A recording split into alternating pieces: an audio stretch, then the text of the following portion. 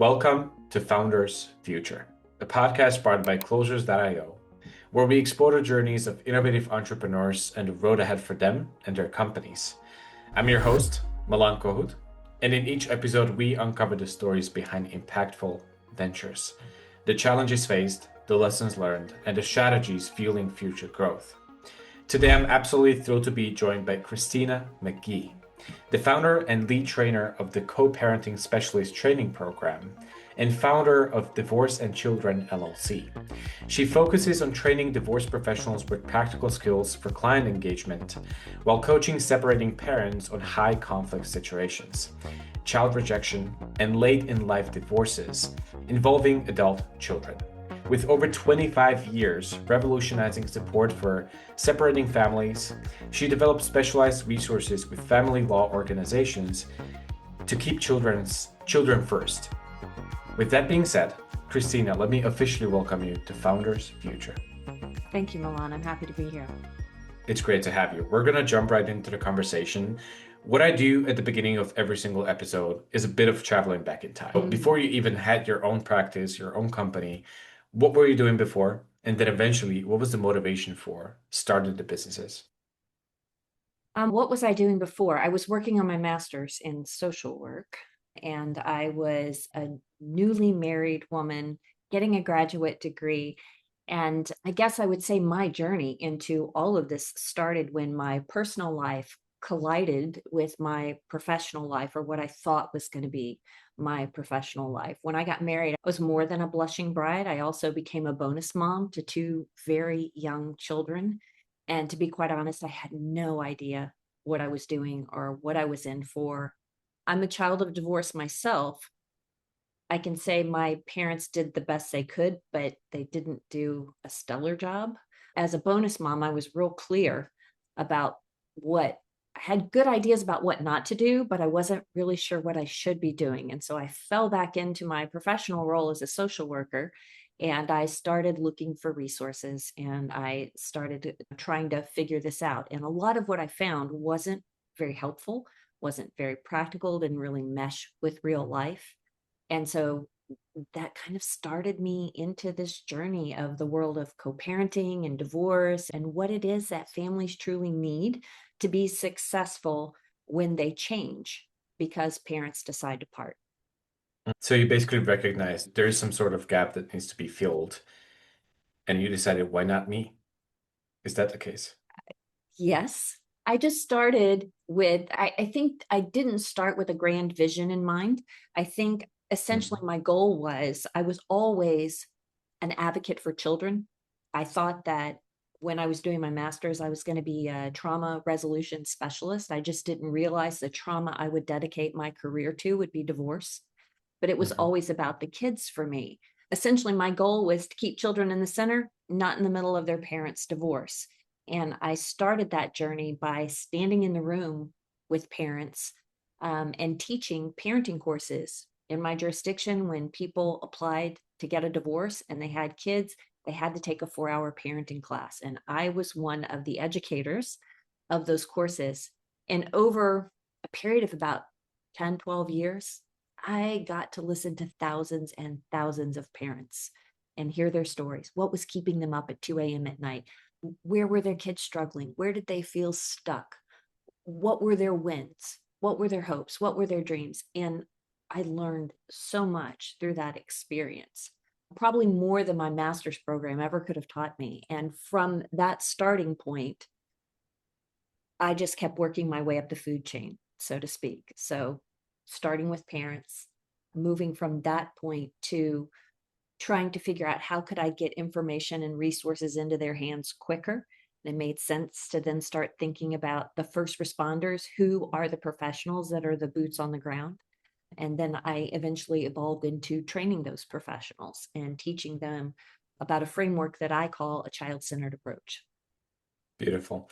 Yeah, Christina, I was just about to say, mainly for our listeners, that we had a little conversation before we hit record, and we were just talking about the fact that there's basically two separate arms of your businesses. Mm. So we're going to dive into it and really talk about where this journey got you overall and what the business looks like today. Feel free to talk about both of those arms. But my goal going into this next part of the podcast is really get some clarity for the listeners to, first of all, who is it exactly that you're trying to help right now? But Mhm. also, what does the core offering really look like for your clients? What is the journey like for them? So I started out, as I said, an educator, and the education led me to wanting to provide more resources to parents. 4 hours wasn't enough. We were just scratching the tip of the iceberg. And so I moved into developing a coaching practice, and I launched my first website, which is divorceandchildren.com. Been around about 20 years. And the goal of the website was just to give parents a way to access good information in the early stages of the process. And then I began coaching and working with parents. In the early days, mostly one on one. There was one parent that was really struggling. Maybe they were dealing with a high conflict ex. Maybe their kids were just really struggling and they needed support and guidance and information and skills. So I worked with parents by phone mostly. And then that changed over the years because I just kept evolving the business. So coaching, then that led to writing a book. After writing a book, that led to developing a children's program. It led to developing other programs involved in other ventures that eventually led me to then develop the second business, which is the co-parenting specialist training program. So it started with parents, and then I just kept moving forward. A lot of adjustments and pivots along the way, as for any other Very business much, owner, very entrepreneur. much. Beautiful. Now that we have a better and more clarity in terms of who it is that you're looking to help, let's also talk about the offers that you have specifically on both arms of the businesses, because I believe there's several different ways that people can use to really get in touch with you and end up working with you. So how does that look like on the end of you becoming a coach's coach, but also directly with the parents that you work with? Today, I would say that I spend a small part of my time still doing one-on-one coaching with parents. I love coaching. It is such an honor and a privilege to be able to step in that moment with parents when they're going through one of the worst times of their lives. And so I continue to do that. I don't think I'll ever give it up. So I have a portion of my time that I devote to coaching. And then I would say probably a significant part of the business is really the training arm. The co-parenting specialist training program is a 4-day virtual training program that brings multidisciplinary professionals from all over the world, not just the United States, come together to learn how to incorporate a child-centered approach in their work. And the people that attend the course would be family lawyers, mediators, collaborative lawyers, divorce coaches, mental health professionals, co-parenting counselors. So it is a really varied group. The common thread is they all work with separating and divorcing parents at some stage in the process, and more often in the very beginning stages when the need is greatest. So that's where I spend most of my time. And then in order to support that program and business, I also spend a great deal of time doing content creation, developing marketing, Of course. networking, relations, all that stuff that comes with running a business. Oh, yes. We're definitely going to circle back to this in a minute because that's exactly what I want to talk about. But first, I just want to see what was basically this aha moment or the pivotal moment for you where you realize that you need to focus mostly on the training. Is it because of the impact that you want to have and that if you work with more professionals and they work with your methodologies and your training, it's just going to impact eventually more people? Or what was the motivation behind it? I would love to tell you that one night I just had this super brilliant idea, but I have been someone who has learned to leverage opportunities when they showed up and to start before I was ready.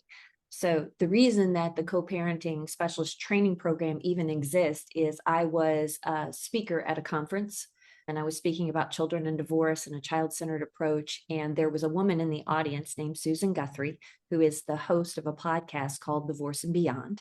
And she came up to me afterwards and she said, I really like what you had to say, and I'd love to have you on the show, and I'd love to have a conversation. And from that encounter, we continued the conversation, and she said to me, she said, "This is information that more professionals need." Shortly thereafter, the pandemic hit, and all the in-person training that I might have had the ability to do shut down. So I had to pivot in a very big way and decided that I was going to learn how to train virtually and how to design courses that would be engaging, interactive, connective, and really give people who participated a sense of community. And so I started in 2021 and have continued ever since. And to date, we have trained probably close to 250 professionals and are Oh, wow. continuing to grow. Good for you. That's growing quickly, though. Love it. Now, Christina, let's dive into what you just started talking about a couple minutes ago, because obviously this is a big part of what you have to think about as a business owner. Having that ability to get in front of the right people, have the ability to onboard these professionals into those trainings and your programs, that's the key to really build this up and have the ability to scale. So I'm curious, what is everything that is currently going on the front of marketing and maybe specifically generating leads for yourself to make this happen in the first place? So I would say that I have a little bit of a different approach to marketing than most business owners. I would say that head and shoulders, word of mouth is my absolute best marketing tool, and relationships, those two things. So I have always been a person who has found ways to, I guess, a connector, right? When the opportunity presented itself. And it's not that I would go into experiences thinking or seeking out relationships because I thought they would help my business move forward, but I was always staying open to listening, learning, paying attention, learning about others and their perspective, and how did that help me enhance my offerings, the services? How did I fine tune? How did I identify opportunities? And so I think it is staying open to possibilities. Like, not every experience you invest in as a business owner is going to be a home run, right? It's not going to Sure. necessarily take you to the top. But I have also learned that all I really need is one person in the room who really likes my message or has a thought or an interest or a connection or a desire. And that has been probably one of the things that has been most beneficial for me throughout my career. If I go back and look at all the pivots, they're all related to a relationship that I established with someone who then inspired me to evolve in some form or fashion and carried me a little bit further down the route.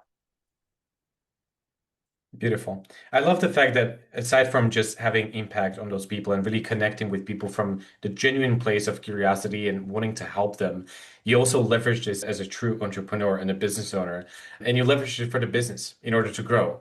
But let me ask you this though. Whenever I end up talking about word of mouth and referrals, we know this is the best kind of lead that you could possibly get. If your work and your results are basically speaking for you, then it's quite easy to get that person on your side and really close the deal and have them as a client. But at the same time, these sources tend to be very inconsistent, which makes a lot of people in business very frustrated. So, for example, compared with something more organized, paid ads or whatever that might be, that you can leverage in terms of creating something more predictable, this is inconsistent. I guess my question is, what is your perspective on the inconsistency?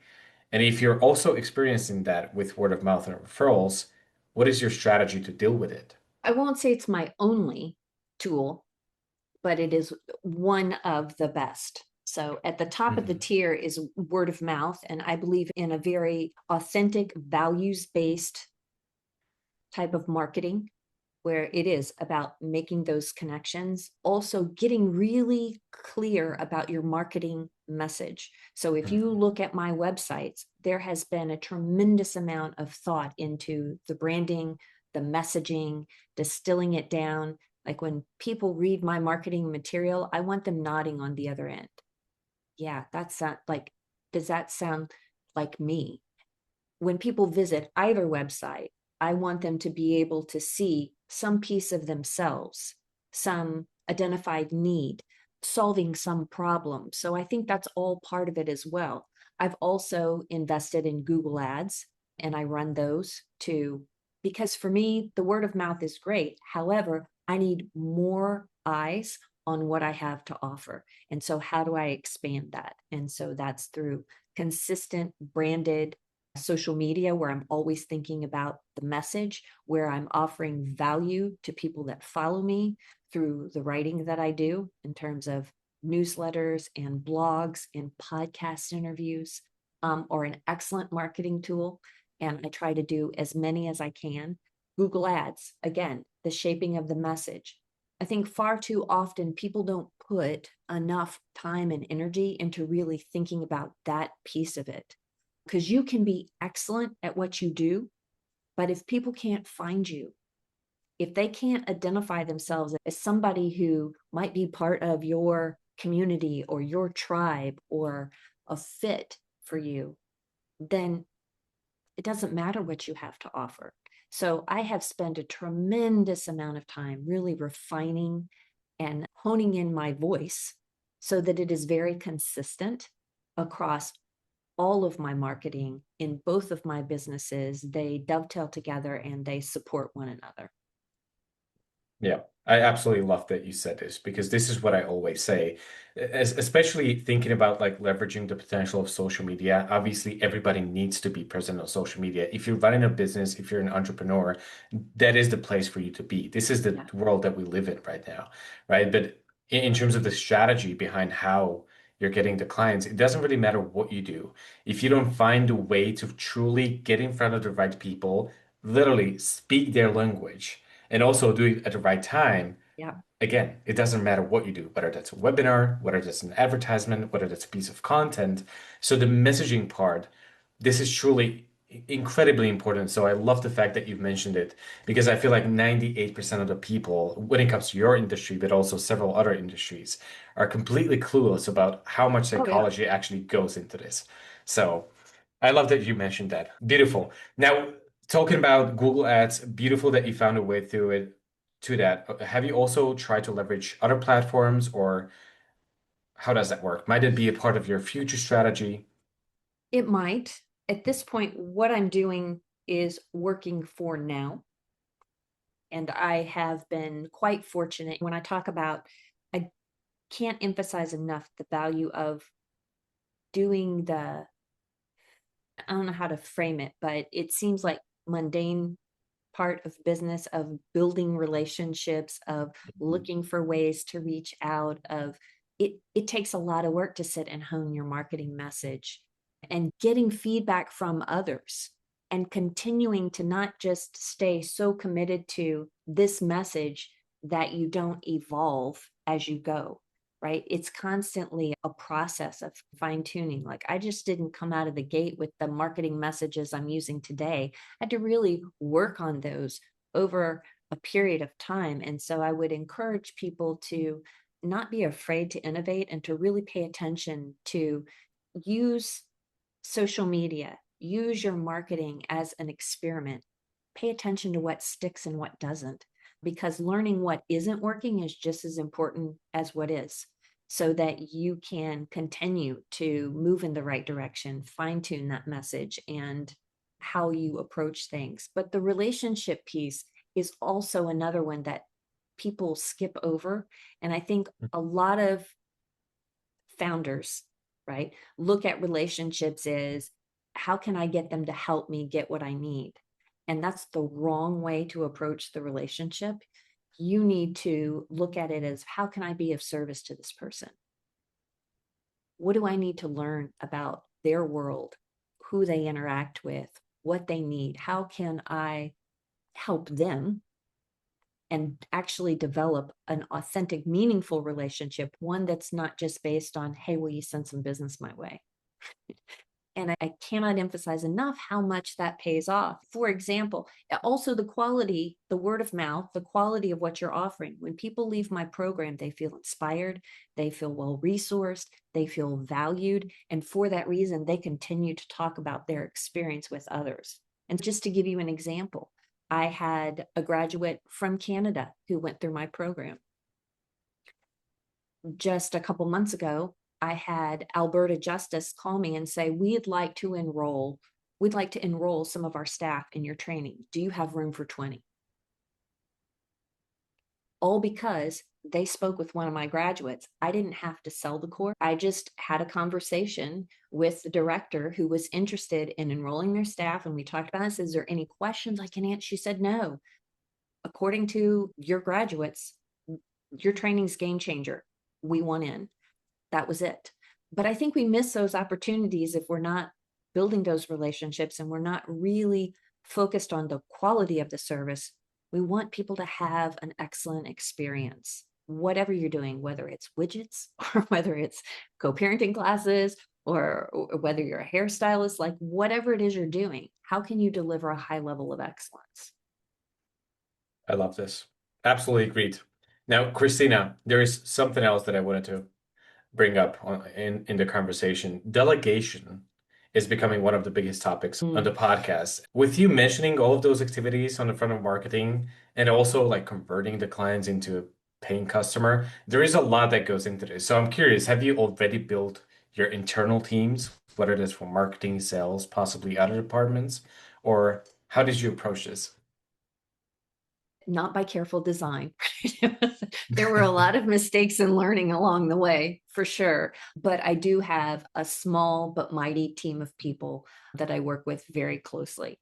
So I did get to a place where I needed to have someone, even though I learned a lot of things being an entrepreneur. So I learned how to design things. I learned how to be, you just learn things along the way, bootstrap in those early days, but I could not continue to do all of it. So finding someone who could be an assistant and take care of scheduling the social media and helping design post, helping develop materials. Now I still manage the bulk of the content. I don't have anybody else doing that piece of it for me, and I'm not quite ready to take that leap. I know at some point I'll need to. Like, you can't, unless cloning is an option, and who knows, maybe it's coming in the corner. At some point, that is going to be like, if I think about what will bottleneck my business, I can't be all of it. Right now, I'm the lead trainer. I'm the marketing manager. I have someone on my team who is a business strategist who really helps with the design of things and laying it out and keeping us moving forward. I've got excellent co-trainers who are a wealth of inspiration in terms of ideas and fine-tuning and giving feedback, as well as being able to access my community. Like, my program is not just a training, it's also a movement, right? These are people coming together that are really looking to change the culture of divorce, that are really dedicated to children being kept at the center and not in the middle. And to me, that's been one of the most beautiful aspects of engaging in this journey and endeavor, is really creating that community of people. To answer your question, long way around, yes, I'm going to need to look at how can I start training trainers, building the program out. I'm not quite there yet, but I imagine in the near future I may be. And so it's going to be a process of really evaluating, getting feedback from others. Yeah, I tell parents all the time when I'm working with them, you can't see the picture when you're in the frame. And that Mhm. includes me, right? So I need people outside of my frame to give me feedback about the way I'm structuring the business, what is feasible, what isn't, what will need to stay the same, what will need to change in order to continue to grow. I love it. I love a bit of self-awareness because I feel like the majority of business owners eventually become really the biggest bottleneck for the business to grow further. So it's great to see that this is the thought process, though. One thing before we wrap it up, just to clarify, out of everything that we talked about, maybe several different things that we wouldn't have enough time for, when you think about the growth and the scale that you want to see with this project in the future, what would you Mm-hmm. say it is going to be when it comes to the biggest challenge to make it even happen with the growth?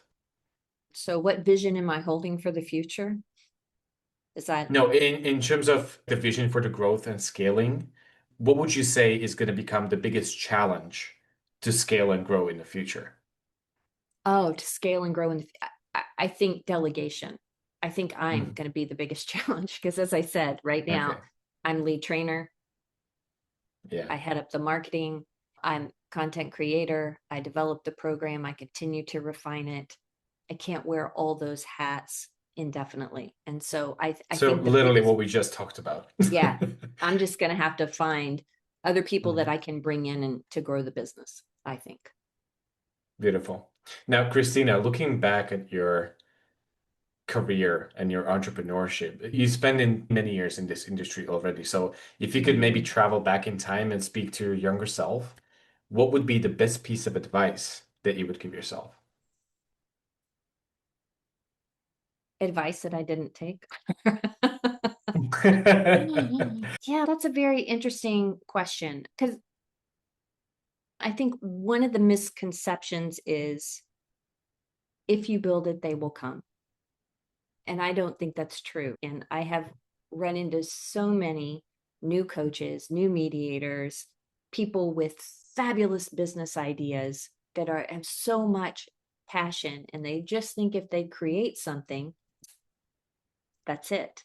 I think if I were to give my younger self some advice, it would be the creation part is great. It's energizing. Be passionate.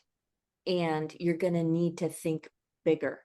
There's going to be some not fun jobs that you're going to need to get really good at. There's going to be some things you're going to need to invest time and really learn. And so don't be discouraged by the amount of time it takes. I think we Beautiful. all want to get there fast. And in some ways, slow and steady still wins the race, right? The overnight success 20 years later. Yeah, beautiful. Christina, at this point, I'm just going to say thank you for taking the time today, sharing the story with me and the audience. It has been a lovely conversation. I'm pretty sure we could do easily 60 minutes instead of 20. But seriously, if anybody from the audience would like to get in touch with you, connect, Mhm, maybe even work with you, how to mhm. go about it? So there's two places you can find me. One is divorceandchildren.com, and that's divorceandchildren.com. And the other place, if you're someone who's interested in training or knowing more about a child-centered approach, you can find me at co-parentingspecialist.com. And on social, you can find me on LinkedIn at Christina McGhee or on Instagram at Divorce and Children. And if you're interested in having a conversation, hit me up. Lovely. Thank you again for your time. It's been a pleasure. Thank you. Beautiful. To our listeners now, if today's conversation inspired you as well, make sure to subscribe to Founders Future on your favorite platform.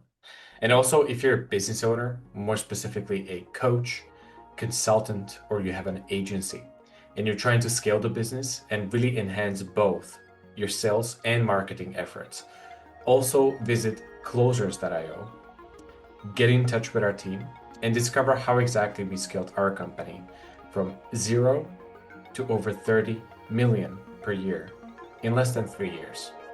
Until then, keep on crushing it, and I'll see you on the next one.